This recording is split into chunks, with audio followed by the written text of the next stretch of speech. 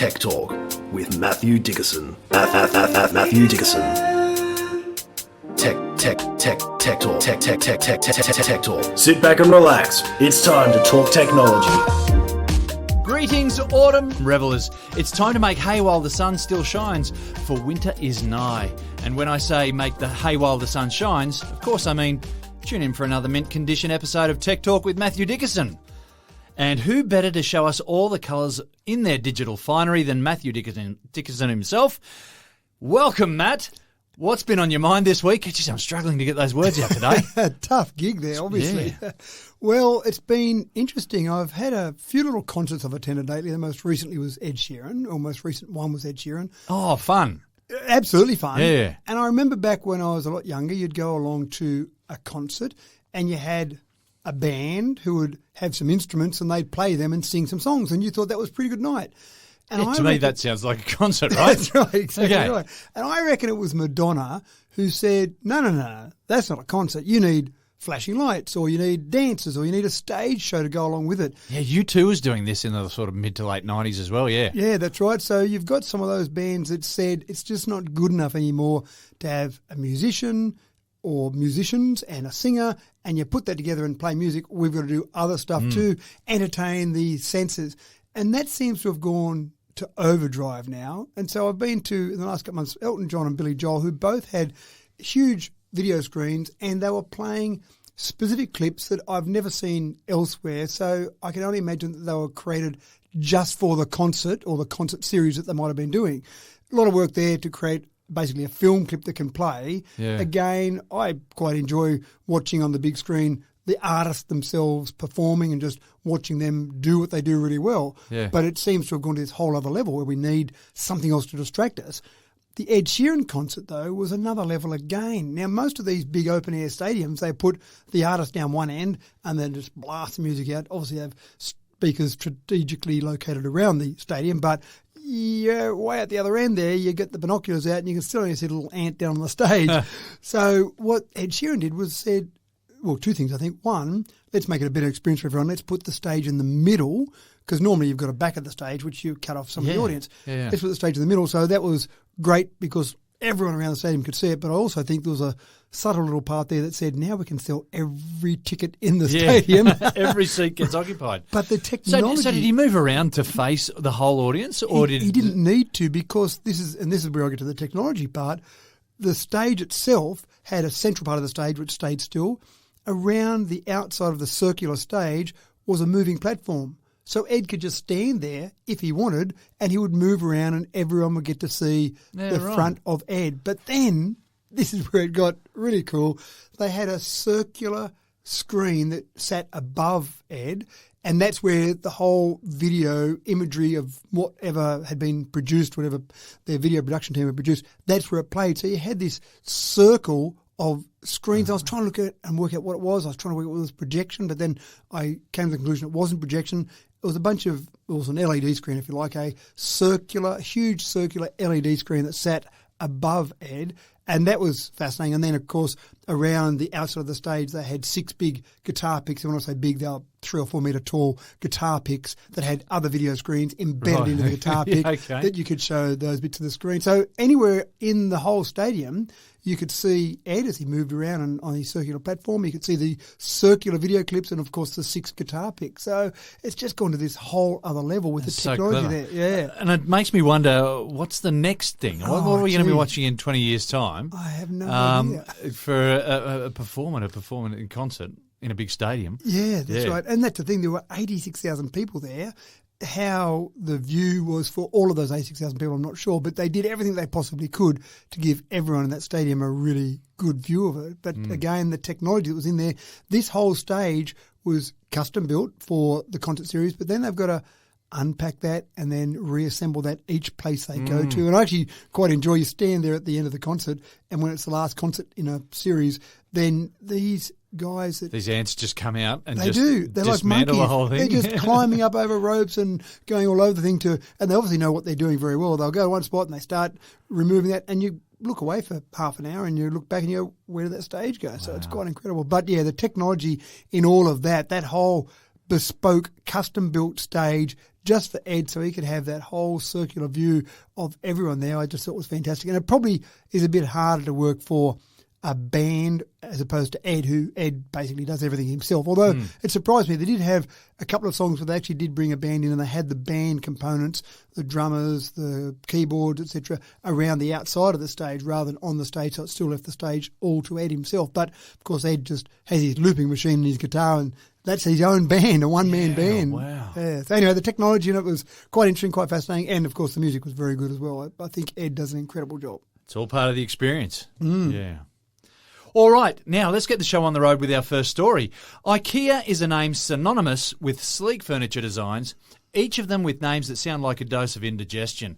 But Ikea is also very big on innovation, and the think tank at Ikea have been hard at work with your lungs on their mind. They've released an air quality monitor to give you a heads up when the air indoors, for one reason or another, gets a little nasty. Matt, do you think this will be something that everyone will have in their living rooms in about 10 years? I actually do. I think one of the things that we're seeing a lot of is home automation, lots of different devices out there trying to compete for your home automation dollar. When we start to fill up our pockets and then our wrists with technology, well, what's left? Well, the home, of course. Let's fill up the home with technology. Now, IKEA, obviously better known for doing their flat pack of various furniture, have decided that this is an area that they need to be in as well. They did bring out a standalone internal monitor, but it wasn't fantastic. It had a few little bits on there. It had the temperature, humidity, but we've kind of had those sort of devices for a long time, haven't we? A little device you can stick in the lounge room and see what the temperature is or the humidity. What needs to do something about it. Well, that's exactly right. It's all well and good to go, gee, it's hot now. Well, what do you do now? But the newest one they've just come out with has got a couple of things that have been added on. So temperature, humidity, yep, that's done, a given. TVOC, the good old total volatile organic compounds display. Not sure what you do about those if it's got too many TVOCs. Get rid of the adolescents in the room. Yeah, it might be the smell that's coming from them. Or a really important one, though, which is a serious health issue as opposed to adolescents who maybe semi-serious health issue, but is PM 2.5, particulate matter 2.5. The World Health Organization, who have said that exposure to PM 2.5 can cause a whole range of adverse health effects, respiratory disease, cardiovascular disease, even lung cancer they're putting down. Yeah, right. So this 2.5 is like a measurement of microns, isn't it, of particle size, isn't it? That's exactly right, yeah. It's got a diameter of 2.5 micrometers or less is classified as PM 2.5. Yeah, so you're breathing those in and they can cause serious harm for your lungs. That's right. And we get these from things like traffic, some cars, they produce them. Industrial traffic can produce them. Even dust in some areas where it's very dusty, you can get down to some of those particles that small. So that's all well and good. You look at that and you go, oh my gosh, we've got too many PM 2.5s in our environment that we're breathing. That's bad. I'm going to get lung cancer tomorrow. I know, what do I do? But this is where this device, and more devices are going this way, gets to the stage where they'll then communicate with other things in your house. So this is Matter compatible, MATTER compatible, and this is a lot of jockeying around at the moment from lots of different companies to be the VHS rather than the beta in terms of we all remember that. That's right, in terms of where they're going to be able to communicate. Now, an organisation has put together a bunch of protocols around Matter, and they're saying, forget you owning this space, one company or another company. Let's have everything compatible with Matter. So all of you different companies out there, you're not jockeying in that space to see who's going to win the race. You all communicate with the Matter protocol, and then everything can talk together. So this is Matter compatible. If you've got, say, for example, a Matter compatible air purifier in your house somewhere, when the PM 2.5 gets too high, then you can have the air purifier turn on. When the temperature gets too high or too low, then you can have your air conditioner turn on if you've got a Matter-compatible air conditioner. And I think that's where we're really headed, to get all of these devices talking to each other. Yeah. What companies like Apple or Amazon would love to have happen is that they became the default or the de facto protocol. But, gee, there's a lot of competition out there. It's pretty hard for any of those big companies to say that they're going to be the one. So maybe using Matter. A lot of muscle there. It does, yeah, that's right. Maybe having Matter in the middle of all of that, for everyone to talk in that protocol would make a lot of sense. So it's an interesting space there. One thing I am a little bit concerned about, though, is that we all have seen the fun that people have had when they buy their IKEA flat pack furniture and panel A goes to panel B and panel C screws. And Yeah. And there are You got people to who've- assemble this thing. That's right. People have made a profession out of that. I'm just hoping they haven't actually come up with this concept of a air control monitor or an air monitor that you've got to then assemble yourself. So I can just picture this Just hope soldering those diagrams iron. are nice and clear. That's right. Solder point A to point B. I'm not sure if that's where it's headed. I'm sure it isn't, and I'm just joking about that. But again, Ikea, obviously they see that there is a space in this. And you don't want to have a go at pronouncing any of those names then? Look, I'd love to. So But you can't Their standalone one at Twist the your moment tongue. Okay, here we go. is the Vindrichtning. I don't know how you pronounce T. Without accent. N-I-N-G. That was fantastic. That's right. The new sensor, though, is called the Vindsteiker. Beg your pardon? Yeah, so Excuse you. it's from Sweden, but I feel like I'm putting a German accent in there. When you have some of those harsh consonants like that, like Steiker sounds like it has to have a German Sounded accent. Bavarian to mine. Yeah, thank you for helping me out there.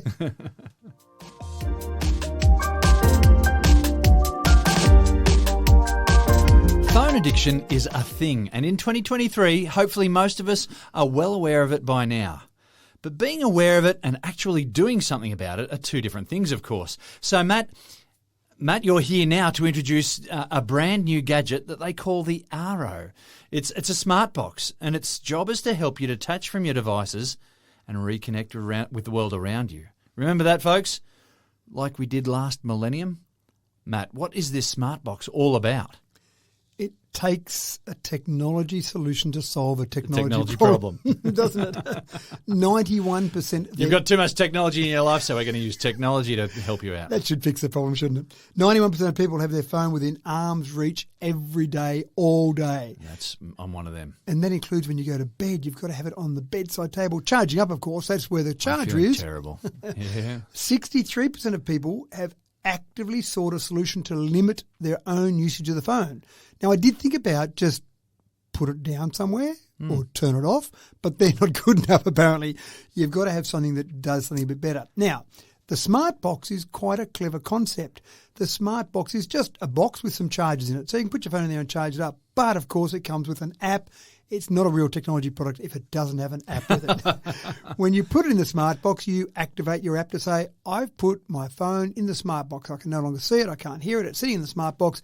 That's it. It's not going to stop the phone from working. It's not going to block signal or anything fancy like that. It's just sitting in the box there, charging up. But you've made a conscious decision to put it away. That's it.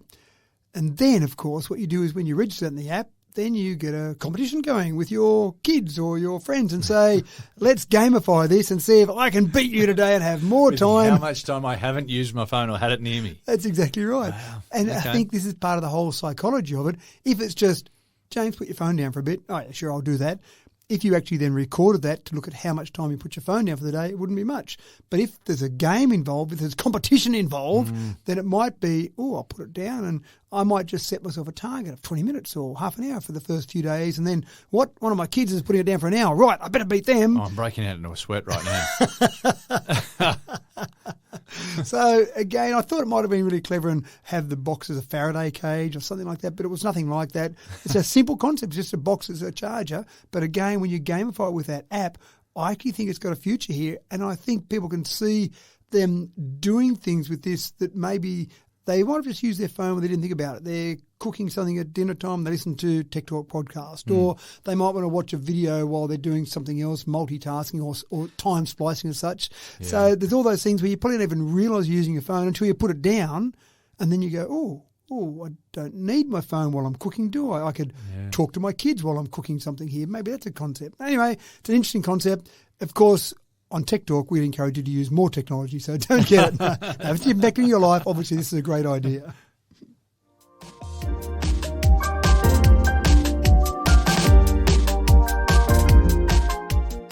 You've probably heard about some big white balloons flying over American airspace. Of course, big white balloons flying over foreign airspace is one way to spy on your neighbours. It's certainly a great way to get paranoid Americans wound up like a tightly coiled spring. But big white balloons are a little bit obvious to, well, literally everybody. If you're going to spy on someone, I'm pretty sure that Chapter 1 of the Spy Handbook clearly directs you to try to be a little bit more sneaky than that. So if you're going to spy from above, it might be handy if you looked like, I don't know, Matt, I'm spitballing here. Maybe if you look like a bird? Oh, that'd be a bit sneaky, wouldn't it? Have you been employed by ASIO, have you? Oh, no, I just saw a Get Smart episode from the 60s. Yeah? Well, he had his shoe phone, didn't he, all those years ago? Yeah, they had all those gadgets and stuff like that. But, yeah, I seem to remember a pigeon or something that really looked like a dead pigeon. Yeah. It probably was. So when they try and get people to research things that are happening in nature and they want to put some hidden cameras in, for example, or fly a drone in to see what's happening with some flocks of birds, then the birds look at each other and go, that doesn't look like one of our That's cousins. not very there. birdie. That's Yeah. right. And so they probably don't do what they would normally do. They don't undertake normal bird activities. But if you had a drone of some description that looked like a bird, in fact, let's go a step further than that, that was actually once upon a time a real live bird, but now it's not so live anymore. Oh, seriously? Using Taxidermy. stuffed birds? That's right. So they're taking some taxidermy birds, taking parts from those birds, and they're retrofitting them. Not sure if that's the right word. They're Yes, that'll do retrofitting me. That's a fantastic word. with some technology. But the really clever part about all this is they're making them fly like birds. Now, I have these images in my head before the Wright brothers discovered that maybe just air flying over a wing would be enough to give you enough lift. People tried to flap their wings or flap their arms with Like bird-like in the things Moomba attached. Festival or whatever it is down in Melbourne, yeah? Perfect. Actually, that's coming up. It's early March, I think, mid-March. The Moomba Festival's Yeah. They normally have on. the Birdman thing The where you've got to Birdman jump rally. off the big platform into the Yarra River. That's right. And no one flies very far with that because flapping our wings as a human is not a great way to fly. Not very I'd much. rather be in an aeroplane rather than try and flap my wings. But that was the first image I had. But researchers now, rather than 100 years ago, or maybe rather than at the Moomba Festival, then you've actually got incredible slow motion cameras where you can look at a bird and what they do with their wings, and then you can emulate that with a drone. So they're taking real life birds, putting things in there to make them flap like that, but then they're also being pretty clever about it so that when there's an updraft, whether some warm air moving up, for example, they're actually getting them to keep the wings out. This drone keeps the wings out like a bird would rather than continuing to flap, even though they don't need to flap. So again, a few birds hanging around together. Who's the new strange guy that keeps flapping his wings with the Guy calls updraft? himself Phil. Yeah, he's quiet. That's right. So they're actually pretty clever in that. Now, the first thing they want to do with this, of course, is use it to look at what happens in various natural environments. Keep investigating things, maybe protect species of birds that might be getting close to extinct. How do they breed? How do they migrate from one area to another? All those things. But, of course, the obvious thing after that is the big white balloon. That might be so yesterday. Next thing you know, you might have seen wonderful eagles flying around because they're big. You probably put some big batteries in those. And you've got these eagles flying around up high and you go, wow, look at that beautiful eagle. It looks so magnificent. And then you keep looking and going, gee, those eyes don't look good. And you do well to spot it from the ground, I must admit. But it is a pretty good way to spy on something, isn't it, if you just saw birds flying around. Goodness me. That's where we're headed, James.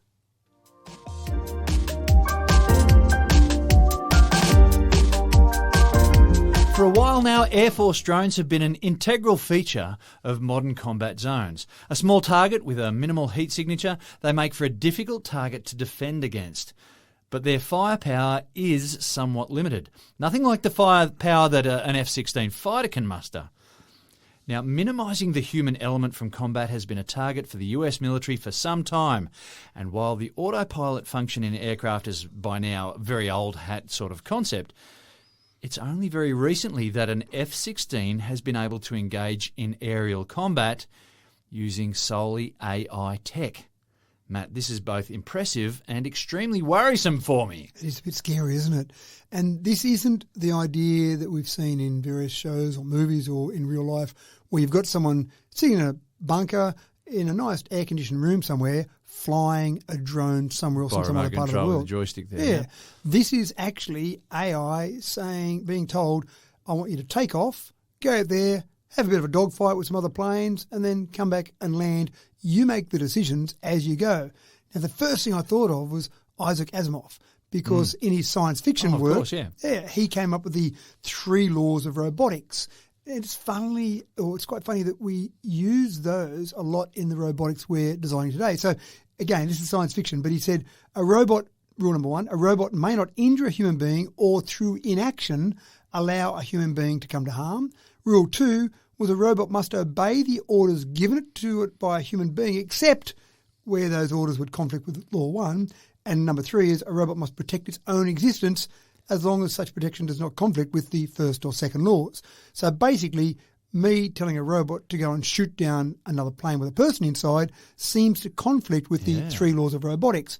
But I'm not sure the US military is that concerned about Isaac Asimov, because it does make a lot of sense, because you've got these planes that are incredible in terms of what they can do. You stick a little bit of mushy human being inside, and the first thing is that those planes have to be restricted to the G-forces the human can withstand. Now, I hadn't thought about that. No, that's an amazing thing. Yeah, of course. Yeah, you can only take a turn that a human can stand. About 10 Gs is, I think, what they're trained to be able to take For that short period of time. But it only can be for a really short period of time. Yeah. And these pilots are extremely fit athletes for a start, and then train, and they've got special suits on to try and keep blood flowing to their vital parts when they're doing these turns. So you take that out of the equation, the plane says, 10 Gs? Ha! I spit on your 10 Gs. So they can fly and do more than they could do before. But there's also probably the human life cost when you put a person up in there. You obviously are risking human life when you do that. But imagine the future when you have one army, one air force fighting against another air force with no humans involved. It's who's got the best technology can win those dogfights in the air. Just R2-D2 sitting in the back there, that's all. Yeah, that's what it seems like, isn't it? Now, we would hope we never see a world war like we saw in the First World War and Second World War, but when we see some conflicts happening and some tensions increasing around the world, maybe it will happen. But imagine that. Imagine saying, right, just having that upper hand, isn't it? It is, and I'm going to send my 50 jets out against you, and you send your 50 jets out, and we'll see who can obliterate the other one. And everyone sits back on the ground and has a couple of beers while they're watching the show. It'd be better than fireworks, wouldn't it? In terms of cost, I mean, so a plane gets shot down with a pilot, you still lose your, I don't know, was it a $50 million aircraft or whatever, but you also lose that pilot. I mean, and we're talking in, completely pragmatically here. You've spent so much effort training that pilot up. It takes a long time and a lot of money to train a pilot. To lose a pilot as well. And you can probably go and build another plane, but the pilot's a bit harder to build another one, and mum and dad probably aren't that happy about it either. So all very sad, yeah. Yeah, that's right. So imagine that future where you've got these. Now, we've talked before about having commercial aircraft maybe down to one pilot. We're not talking about AI, we're not talking about 0 pilots, but down to one pilot would be interesting. But this is getting down to 0 pilots in an incredibly powerful and scary machine in the weaponry that it's got on there. But that's what's happening right at the moment. F-16s, the US Air Force has been having F-16s go up and perform dogfights against humans. Teaching them how to combat. Yeah. And going quite well, actually, so in terms of the combat. And I assume, so they can take off and land all by themselves as well. That's just a given. Yep, that's right. And these have only been war games, so they're not shooting down other pilots for real. And we've all seen Top Gun, so we know that you're playing war games and you're locking on the other guy and there's a little red thing and some lights go off. I don't know what really happens in the cockpit, but that all sounds pretty good. And then you hit a button. So AI is doing all of that, all by its own lonesome. Goodness me.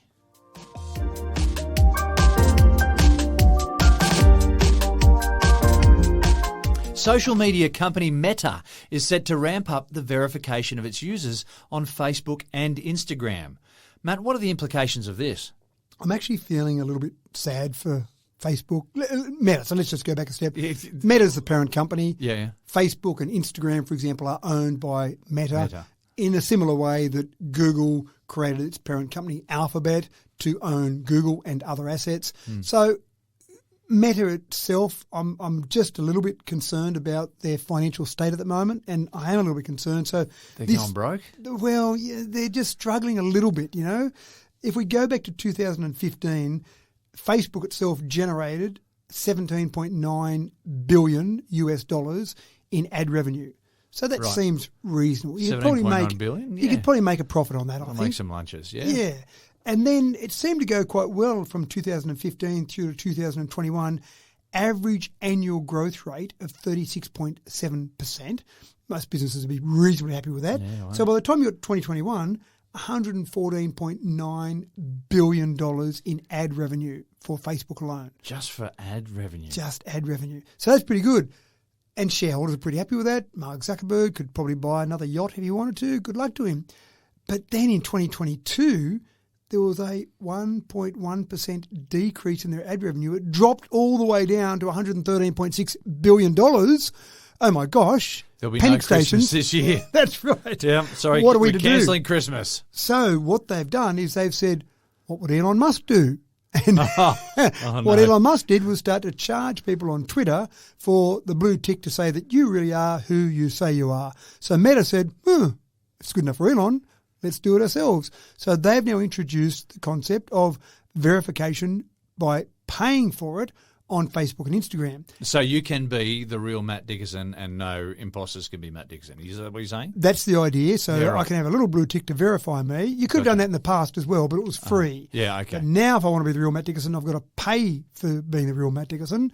And I'm going to pay $20 a month for that if I want the web version, or I want to pay $25 a month for the mobile version, which seems like a fair bit. When Elon tried it with Twitter, it was only $8 a month, so a little bit cheaper. So they've gone up. That's Australian dollars, the $20 and $25.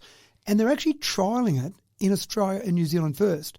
Now, I don't know whether that's A, because Australians and New Zealanders are really great innovators and they'll jump onto new things, or B, that it's such a small market, if it doesn't work, it didn't really matter that much. We've been sacrificed. That's right. It might be the Yeah, guinea pigs, okay. yeah. But it is a fascinating concept. It didn't work out so well for Twitter. They had a few issues where they seemed to have lots of fake verifications coming through because they were just taking the money for it. So I don't know it worked that well for Twitter. Will it work that well for Meta? I'm not convinced. And how important is it for people? Maybe if you're an Ed Sheeran, it might be really important to be verified. And he probably doesn't care about the $20 a month. But for people that aren't Ed Sheeran, and for people that not everyone's trying to be fake James Eddies and fake Matthew Dickersons, does it really matter that much? I'm not actually sure. Well, it's certainly for celebrities. I actually was only listening a couple of days ago to Bill Bailey talking about how he was a bit late getting onto Twitter. Yep. And by the time he got on, he realised there were 4 other Bill Baileys, or at Bill Bailey's or whatever, various versions of it, all claiming to be him. Yeah, right. Yeah. So, and I think for someone like a Bill Bailey, that's probably important. But for most people, and again, if they're trying to make up those billions of dollars of revenue they've lost in ad revenue, you've got to have a lot of people that are happy to have a blue tick beside their name and pay the $20 a month or $25 a month for it. I'm not sure how it will go. And for people that have already got their blue ticks, they're free. So I don't know how long that'll continue on for. Will that be free for the next year and then they'll start charging for it? Not sure. The other thing to consider is that to be verified, either with the old system or the new system, you've got to upload some pretty solid government ID to show that you really are who you say you are. Now, given the data analytics problem that Facebook has had in the past, where they've sold data or there have been data breaches around the world, people are a bit nervous about, let's just upload all our secure ID to really prove that we are who we say we are, so someone can steal our identity if they get that information, or if in fact Facebook decides to sell it off, of course, which they've said they won't do it, which they've denied it so strongly it guarantees that they will do it. Is that the way it works? I'm not sure. Well, I wonder what Trump's social media is charging for their verification. We better go and have a look at that one.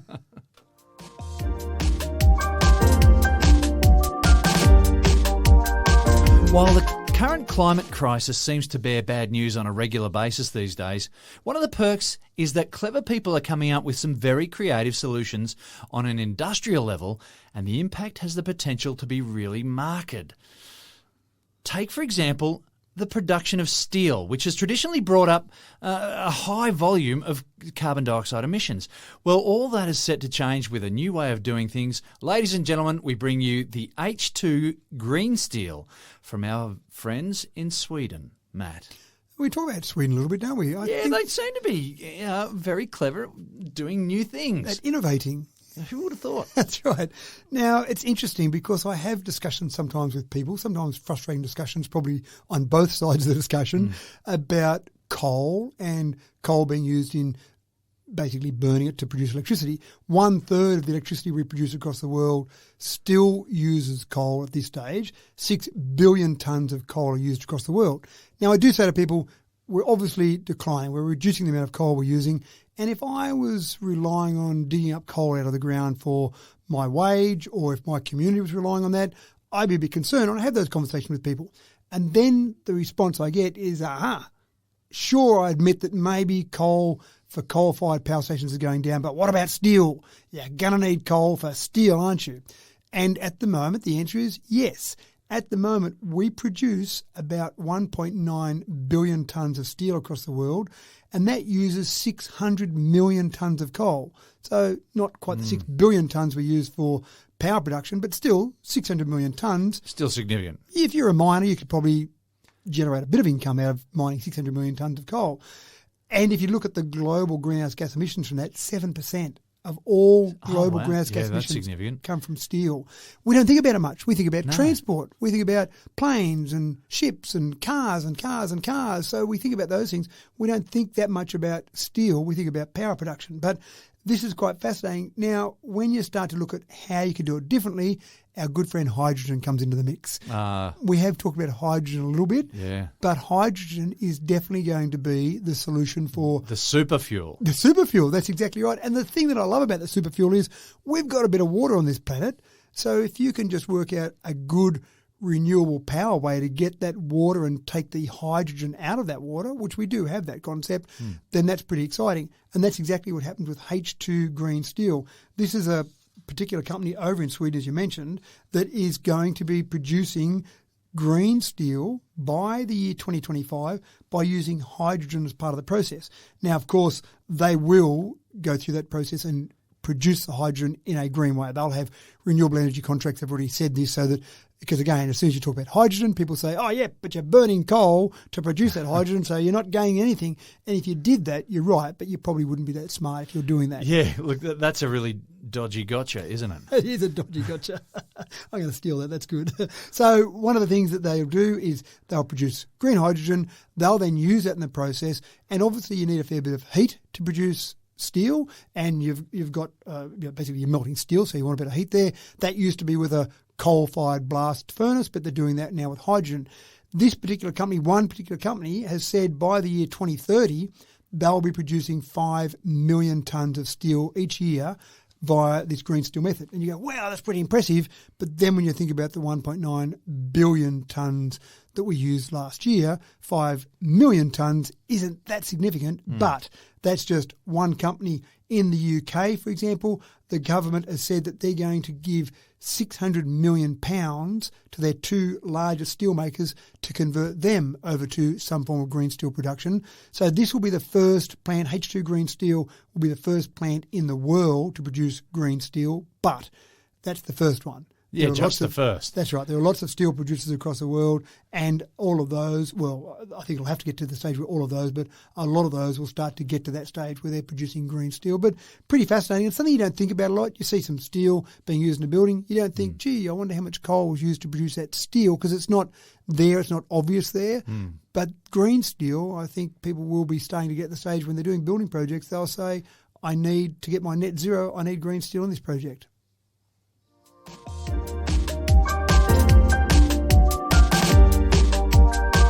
Now, here's a story that's got my attention. Sleep patterns in the age of information have been shot to pieces.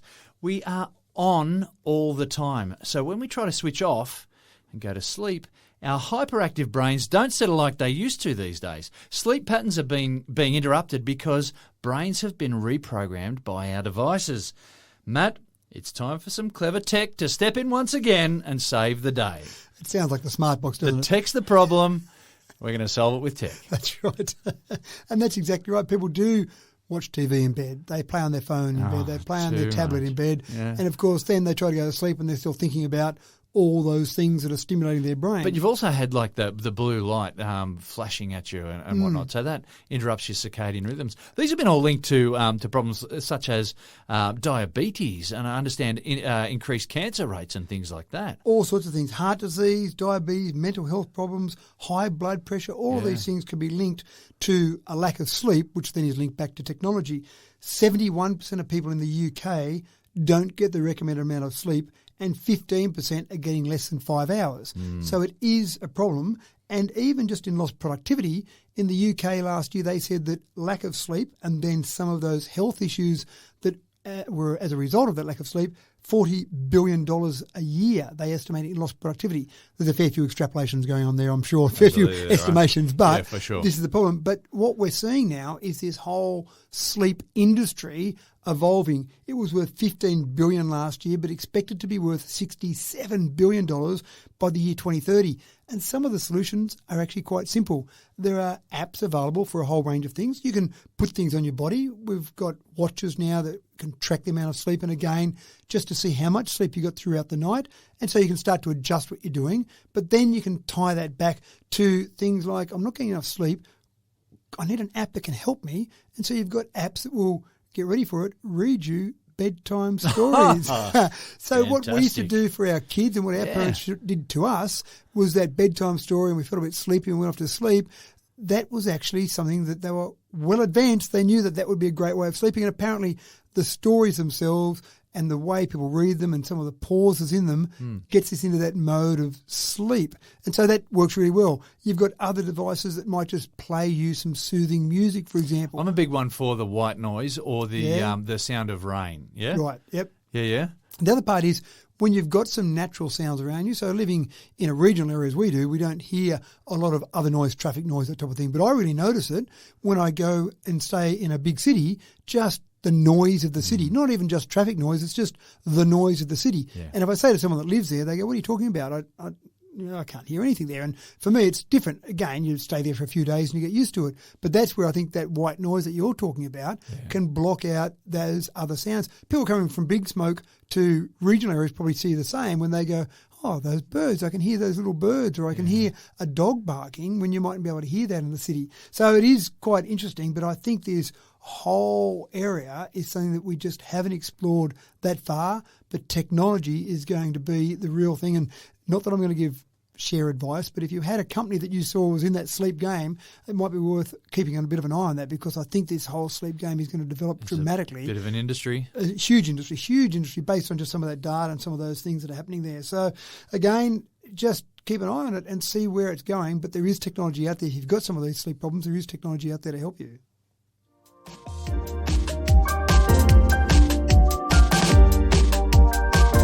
Now, last year, one of the many companies that I've passed my own important private information to suffered a data breach.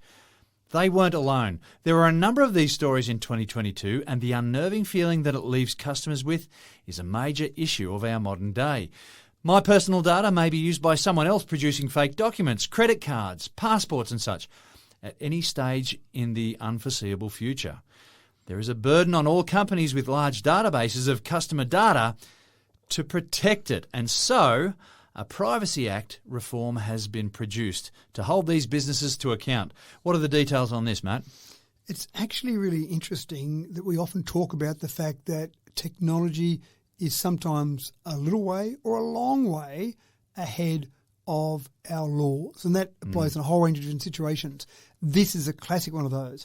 When we had the Optus and Medibank hacks back in 2022, the Privacy Act was quickly changed. So if there was a breach, companies in the past could have been fined $2 million. For a company the size of Optus, for example, $2 million, you'd say, well, I'm not going to spend the money on making sure that we're very tightly locked down. If it's going to cost $2 million, that's cheaper than the cost of actually going and protecting ourselves. They changed that to be $50 million.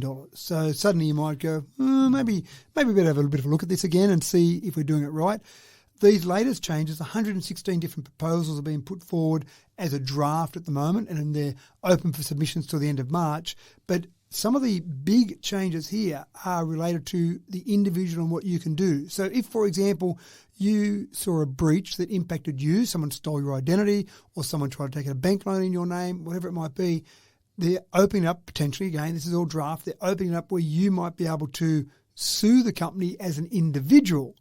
Now, you get enough of those individuals, and suddenly a solicitor comes along and says, let's put a class action together. That's what you do in these cases. And so then $50 million would be an absolute drop in the ocean. Yeah. You start to get lots of people impacted. What's the cost to you as an individual having your data stolen to the point where your identity's stolen?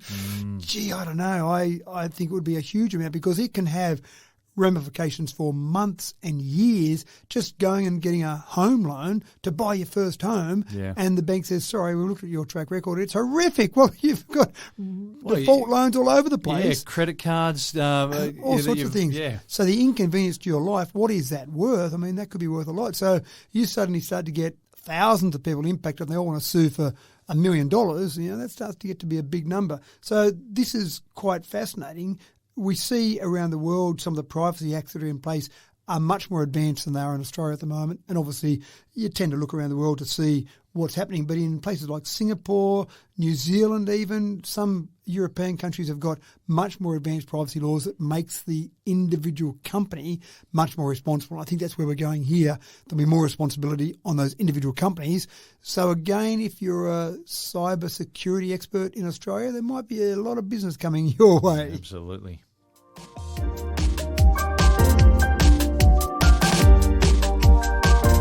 And while we're on the subject of cybersecurity, charity scammers are now using AI-generated art to further their underhanded cause. Matt, what do we need to be wary of now? I've actually been having a lot of fun with DALL-E 2, not to do charity scams. Let me just emphasise that for the moment. But that's the one where you can create your own artwork. Yeah, that's right. And you'll type in something you want a picture of a car sitting on a cliff, about to fall over the cliff with a blue sky in the background. And it draws 4 versions for you of that. And you go, oh, I like that one there. I'll just use that one. Thanks very much. It's really good in what it does. Sometimes when you put people in it, it doesn't do people perfectly, but it's still not too bad. It seems to struggle with people the most, but other more abstract things it does a really good job with. So I've been having fun with that. I've been using it for social media posts and just using it just to play with in general, and I'm quite fascinated by it. But, of course, our good friends, the scammers, we've talked about them before, they just can't help themselves. So the latest thing they've been doing is generating some art that's really pulling at your heartstrings. So when we've had, for example, earthquake in Turkey and Syria, they've been generating images purporting to be people that are in these earthquakes in tragic situations. So, for example, emergency personnel pulling a baby out of some rubble. And you could do that. You could literally go in and say, give me an emergency person pulling a baby out of rubble, and you'd be 5 seconds later, there's a bit of artwork for you. So they've been using these pictures, making it look like they're from these real situations, and then putting up links to say, please donate, help these poor people out, look at this situation. Now, when you saw that, when you saw some fireman pulling a baby out of rubble, you'd be thinking, oh, that poor baby, parents are probably deceased in that. Oh, why wouldn't you donate some money? But, of course, they're not real, and some of these photos aren't real. And one got picked up by the fact that, as I said before, sometimes it doesn't draw people that well. One of the firemen carrying a baby over its shoulder. Had 2 noses. Well, almost. Had 6 fingers. Oh, really? Yeah, and they weren't from Tasmania. Apologies to every Tasmanian, but it was one of those things that you looked at it and it just looked like a normal picture. And then you looked again, you went, that just looks a bit funny. There was a thumb and 5 fingers there, and you went, that's not quite right. And it might have been possible. There are people out there with 6 fingers. It might have been possible that was a fireman with 6 fingers, but a bit more investigation, suddenly you work out that it's a scam. So just what won't they think to try and get money out of it? So we get all these clever tools that come out. Be on your toes, folks. Be on your toes, that's right. Again, where can you go to donate some of this money? That's the problem. There are charities, legitimate causes around the world that I'm sure are missing out on money now because people are so concerned about being scammed, they don't want to go and donate their money to a scammer. And I think what we can do now is we know that, well, we're getting used to at least, something pops up on your feed or by email and it says, oh, here, be wary about this or donate money to this or whatever. Then that's your cue, if you're keen, not to click on any links there, but to go through another source to find that charity, to find that organisation that needs your details, to do whatever. Yeah. You've got to go out and start again from scratch and just do the searching yourself. And I'd go through some of those trusted. We've got some great Australian organisations that are very trusted, that we know them. And again, exactly as you said, go and find the information independently or go and find someone physically to actually give some of that money to rather than going and doing it. It's convenient to do it online. I get that. But I just hate the idea. Don't click on the link. Don't click on the link. That's right. Good advice. And as the sun sets on another episode, it's time to fold up your picnic blankets, stow the leftover camembert into the esky, knock off the warm dregs in your glass and make tracks before the ants take over. Thanks for another Sterling Tech Talk, Matt. Well, I'm just about at my limit. I've got to go and stick my phone on my smart box there, so I can't listen to any more Tech Talk. It's going to be all gone shortly. I'm not letting mine go for a while yet. And I tell you, after today's episode, I'm going to get out my smart box to defend me from my overbearing impulses. It's just got to happen. And while I'm at it, I might just download that Sleepio app and see if I can't reclaim a decent slice of real estate in Slumberland. That's it for me this week, folks. I'm your host, James Eddy, and as always, it's a delight to bring you each and every episode of Tech Talk with Matthew Dickinson. Have a great week, folks, and keep your eyes peeled for suspicious-looking birds. We'll catch you in another week's time.